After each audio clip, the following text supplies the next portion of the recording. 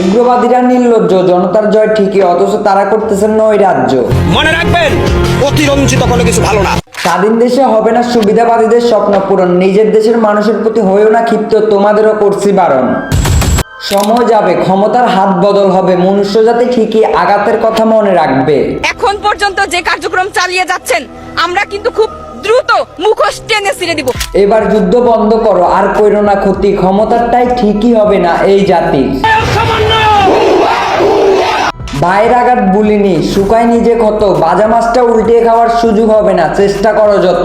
দেশের প্রতি দশের প্রতি বুঝতেছে এই পুরো জাতি, তোমাদের পতন হবে, বন্ধ হবে নোংরা রাজনীতি। ধরনের উদ্ভট, অপদার্থ, অযোগ্য উপদেষ্টা দিয়ে আমরা কি করব? এই ধরনের উপদেষ্টা হয়তো অন্তর্বর্তীকালীন সরকারকে ডুবাই দিবে। রাজনীতি একটা খেলা, চালাক লোকেরা খেলে, মূর্খ লোকেরা এই নিয়ে দিনভর চর্চা করে। এই খেলায় মিথ্যুকেরা বিজয় লাভ করে, সত্যবাদীরা ধোকায় পড়ে। শাসককে সরিয়ে ফেলেছি, এখন আমাদের আন্দোলন শেষ, আমাদের সমন্বয়ক প্যানেল শেষ। রিক্সাওয়ালারা গর্জে উঠছে, আনসার বাহিনীদের 7 মিনিটে উড়াইয়া দিছে, শাহবাগ হয়ে গেছে সস্তা, কয়েকদিনের ক্ষমতা পেয়ে অসৎ ব্যবস্থা। গায়ের উপর কেউ আঁচড় দিতে চাইলে প্রতিরোধ করাটা যতটা প্রয়োজন, ততটা কঠোর হলে কমতো এসব নোংরা আয়োজন। এরা এখন বলে যে শুধু এটা ছাত্র আন্দোলন ছিল, ছাত্ররা কি এত সহজ? দেশপ্রেমিকরা যুদ্ধ করছে, চোরেরা করছে চুরি, গণতান্ত্রিক দেশে এই কেমন বাহাদুরি, যে পায় সেই ক্ষমতাবান হতে চায়। বাংলাদেশে প্রোগ্রাম করতেছে, একটা প্রোগ্রাম করতে 50 থেকে 60,000 টাকা খরচ হয়, এই টাকাগুলো কোথায় পাচ্ছ বাবা? এসব দেখে জনগণ খুব বিরক্ত, দিন বদলানোর সময় হয়েছে, মনোবল রাখি শক্ত। ব্যক্তিগত স্বার্থের জোরে ছাত্রদের সুবিধাপন্থে ব্যবহার করে এমন ফাঁদে পা বাড়িয়ে লক্ষ্য থেকে ছিটকে গেলে স্লোগানে স্লোগানে আওয়াজ তুলে নৈতিকতা গেছে ভুলে।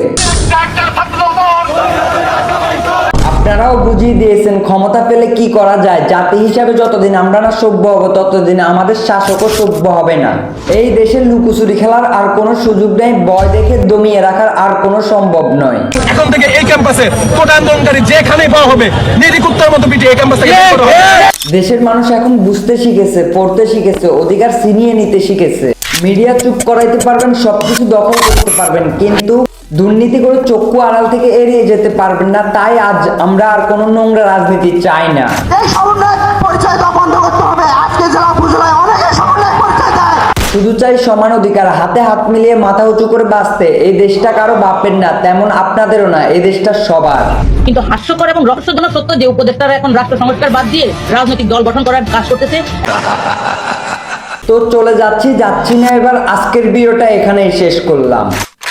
Peace.